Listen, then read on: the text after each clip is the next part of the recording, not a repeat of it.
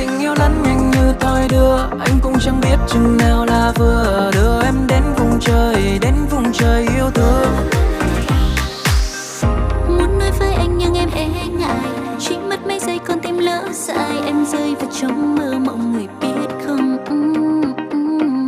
Nếu đây là yêu xin anh hãy là bên đôi môi khi mi ướt nhòa, lâu nay em chẳng yêu ai như thế này.